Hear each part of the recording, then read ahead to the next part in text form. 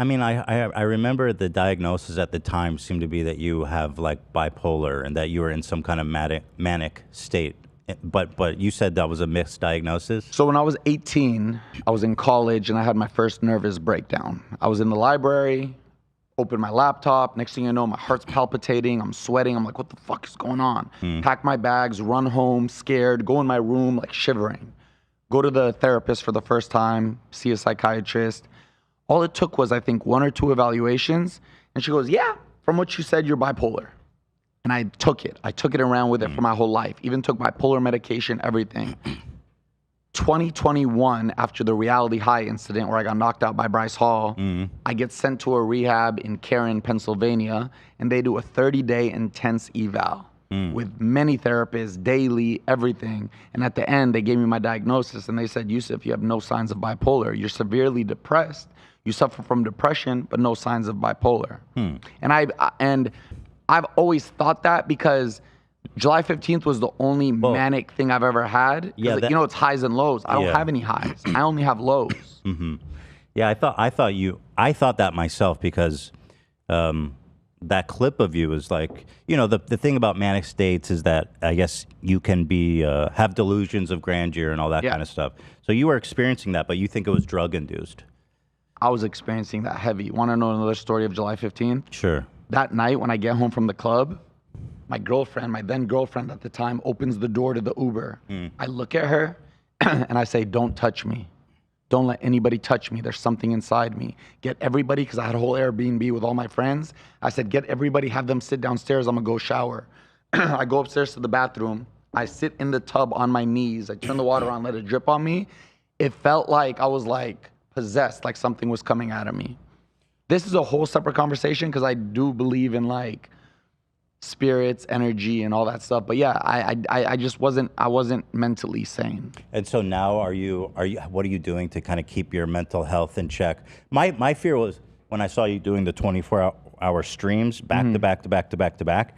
My fear was that you might be going into another manic stage because I mean the signs are there, and obviously I'm not diagnosing you. I'm not a professional even, but the signs were there in that it's like super energetic, super like on all the time. It seemed to me that was my fear basically, is that you were gearing up for a manic like meltdown. Totally understandable. Yeah. So after the Deji fight, I fell into the deepest, again, depression I had ever fallen into. This one was like an existential crisis. That was your second or third boxing? Second. And then second and final. You lost. I lost. Yeah. And that one was... The first one, I gotta say, bro. Yeah. It's one of the craziest fucking videos on the internet. The referee, the coaches, the referee should have stopped it in round 1. It should never have even made it to round 2. But you just got that fighter. You wouldn't go down. Yeah, but you can tell that I was defenseless and I wasn't gonna change. The announcers were like, the announcers were like freaking out. But you fucked up your nose from that fight, right? I did. You had to get face surgery. I've had 3 nose surgeries. But after that fight, I got into such a big depression. I took 9 months off the internet. I spent the entire... The Deji or the first one? Deji. Yeah. I spent the entire time in the East Coast with my sister and family off social media. I did ketamine treatment for depression. I did TMS for depression. TMS is like when they give you electrical brain zaps to wake up certain neurons that aren't moving. Where do you get that done? There are clinics for it. It's a 7-week thing. Do doctors Monday work through there? Friday, yeah. It's just some dude with like fucking... I don't know, but all I know is I did it for taser? 7 weeks, 5 days a week, and this shit worked. Really? This shit worked. I've done everything on God's green earth for depression. I've talked to every therapist you can. Do you take medicine? I do. I've been medicated for over a year. What do you take? I take right now citalopram. Oh. Which is just antidepressant. And then to sleep, though, I have to take a medicine called quentapine, which is an antipsychotic, but at a low dose. Antipsychotics help induce sleep. Nice. I'm heavily medicated. Are you? What do you take? I'm on Lexapro and Wellbutrin. I don't heavily. It's a pretty normal like cocktail. It's Lexapro and Wellbutrin. Those are good. That's a great combo. Yeah, it's helped me a lot, man. Lexapro and Wellbutrin is a great combo. Say, I've been on it for a few years, and it like changed my life, dude. Yeah. It helped me so much. So the meds have helped you? Yeah, I was always, whenever I took meds over the years, the reason I would stop so many times is because it felt like a placebo. I was taking it, but I wasn't able to actually see, am I different or not? Because I was still depressed Subtle while stuff. taking that. Yeah. This time though, after everything I've been through at 33, 9 months, like this time I was able to literally see and feel the changes. Because over the 9 months, I literally, oh man, it was bad. It was bad. Go ahead. No, it was just bad, man. Like my I don't know if it's cognitive thinking, but my brain just wasn't working how it used to. I'm a very good eloquent speaker. I lost my ability to speak. I lost my ability to converse with people. I would ask people like, what do you talk about in conversations? My memory became goldfish, really bad. Like it was really not working. And over the course of the 7 weeks of TMS, working out in the gym is everything, by the way. Gym is life. Without the gym, I never would have got out of it. I couldn't agree more. Without the gym, I never, ever would have gotten out of depression. Yeah. Well, that's good. I mean, I'm being a little facetious because people know I make fun of gym culture. But if it helped you that much. You can't be making fun of gym culture. Look how skinny you got. I know you're hitting the gym. Are you not? No. Really? You did all this I'm not diet? anti-exercise. I just think like there's a culture of like these bros, these alpha bros. They're like, the gym fucking cured my cancer, bro. The gym brought my dad back to life and he loves me now. Like he never told me he loved me. But it's like but it helped you. So I'm not here to My thing with belittle the that. gym always is what it does for the mental health. Right. Like in one of my favorite motivational speeches, I forgot who said it. I think it's Brene Brown. And she was like, the first thing I want you to do if you're depressed, the first thing is work out. Hit the gym. The first Delete thing I want you to Facebook. do, literally, the gym. And when I finally, after 9 months, eating whatever I wanted every single night, feeling sorry for myself, pity party, the minute I started going in the gym and documenting it on YouTube before this subathon, slowly, and That's then good. everything just. Well, I think the importance of like feeling good, feeling yourself, being healthy, it does a lot for your self-confidence and like just your self-image, you know? That was the biggest thing after the Deji fight. Yeah. Because I was. Why were you so depressed though? You lost, big deal.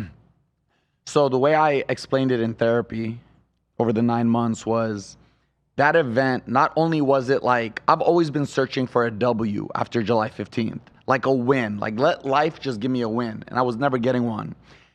I was a brand new version. I was sober. I've been sober since September 15th of 2021. Sober from what? Everything. What's everything? Well, no, it was everything. It used to be sex, this is it. What is it you were getting into? No, just alcohol, drugs, anything. You said you had an Adderall fueled psychosis, or so. What kind of drugs were you getting into? No. The hardest drugs I've ever done. I've never taken hard drugs. Okay, so just alcohol and Just Adderall. alcohol, sex, Adderall, weed. Adderall is a pretty fucking crazy drug, to be honest. When I started taking Adderall before July 15th, the way I described it to people was I finally felt like I was supposed to feel in life like how God should have made me, which is the most taboo thing you can say. God made you exactly as you should be. But I felt like that was who I was supposed to be. I was talkative. I had energy. I wasn't depressed. I was able to work. I wasn't lazy. But obviously I took advantage of that and started abusing it. Wait, when are we talking about? Before July 15th, when I took Adderall. Oh, you were feeling good. You were in your zone, yeah. and then you started taking Adderall. No. I started feeling good because I started taking it. Oh, I see. Yeah, I think I haven't fucked around with Adderall a lot, but it can give you like a euphoric kind of like self-confidence, right? Damn. So how many Adderall were you taking leading up to that? I would pop like 3 a day, 20 milligram extended release. I don't know how much. And I was that also is. drinking at that time. That's a and bad smoking combo. weed. Yeah, that's a lot. It was a bad combination. Yeah. But anyways, I'm here on H3H3 in 2023. I'm leaving the past behind me. I've talked about my sob story enough. I've bled You out don't my want to talk about it trauma. anymore? Not July 15th and that shit. I want to just, we could talk about some stuff, but like we could talk about the Deji fight and what that did. Oh, I didn't explain that to you. Well, why did that make you so depressed? So after I got sober, I became, I think, the best version of myself physically and spiritually. I was running like 13 miles a day. I was healthy. I wasn't consuming carbs. I was a machine. I was confident. What the fight represented, it wasn't Yusuf fighting. It was Fousey, the ego, on his highest stage. Think about it. Your ego walking out, 20,000 people booing you, your music blaring. It was his final showcase. He got his ass beat. Fousey died that day. Died. So after the fight, and there was so much that happened after the fight. There was a lot of drama with Happy Punch.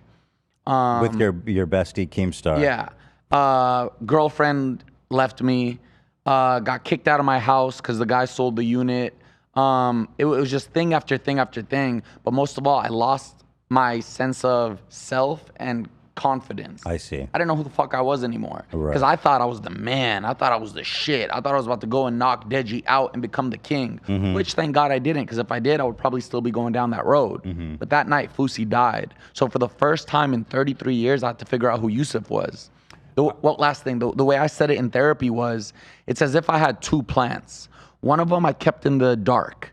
One of them I kept in the sun and watered every day. Fousey was being watered every day. Yusuf was being left in the dark. So when Fousey was gone, all I was left with was a dead plant. And that was a hard pill to swallow. What's the difference between Fousey and Yusuf?